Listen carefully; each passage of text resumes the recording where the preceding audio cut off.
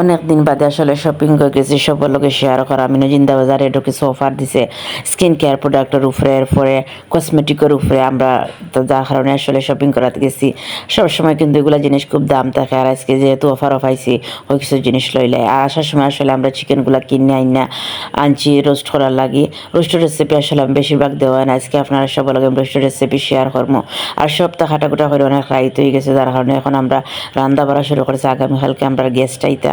আর এখানে আসলে আমি গরম তেলের মাঝে হইছে ডালচিনি, এলাচি, এরপরে তেজপাতাগুলা ছাড়ছি, এরপরে কিছু আমরা ব্লেন্ডার পেঁয়াজ ইউজ করছি, এখানে আদা রসুন বাদাম বেরেস্তাও ইউজ করছি। আসলে সব ভিডিও বেশি হওয়াত গেলে অনেক লম্বা হয়ে যাব, যার কারণে আমি শর্টকাট ভিডিও আপনারা দেখালাম কীভাবে আমি রোস্ট রেডি করি। আর এখানে অবশ্যই আমি রাঁধুনি মশলা ইউজ করলাম, রোস্টের মশলা যেটা ওটা।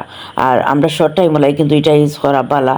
আর ফ্লেভারটা পাইতে গেলে অনেক সময় আমরা চাই খুব মজাদার রোস্ট খাইতাম, যার কারণে এখানে মরচর গুঁড়া অ্যাড করছি আর হলুদের গুঁড়া সামান্য, এটা অত বেশি না, অল্প অল্প আমরা দিছি। আর এখানে আমি টমেটো সস দিলাম। আর রোস্ট ভাজার সময় অবশ্যই আমি কিছু ফুড কালার ইউজ করছি। ফুড কালার ইউজ করলে অনেক সময় সুন্দর লাগে দেখতে, যার কারণে এখন আসলে মশলাটা কষানো হয়ে গেছে, রোস্টটা আমি দিলাম।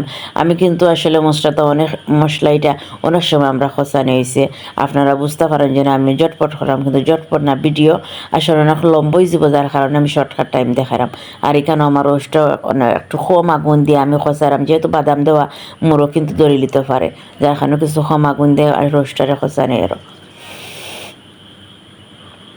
এখন খুব কিছু সময় লাগে আসলে আমি রাখি দিছি। এখন আস্তা জিরা হল আমরা অ্যাড করছি। আর এখানেও কিছু দুধ আর চিনি এগুলা দিছি, গ্রেভি হইবা লাগে অবশ্যই এগুলা দিবা, এগুলা না দিলে কিন্তু টেস্ট হইতো না দুধ চিনি না দিলে। আর কাঁচামরিচ, কেওড়া জল অবশ্যই এটা ফ্লেভারও লাগে, আমরা দিই সবেও। এটা তো আর শাহি একটা রোস্ট খাইতে গেলে সব ধরনের উপকরণ দিতে হইব। আর এটা আমার রোস্ট হয়ে গেছে প্রায়, এখন ফাইনাল কালার দেখে আপনার কত সুন্দর হয়েছে। ভালো থাকবা, আল্লাহ হাফেজ।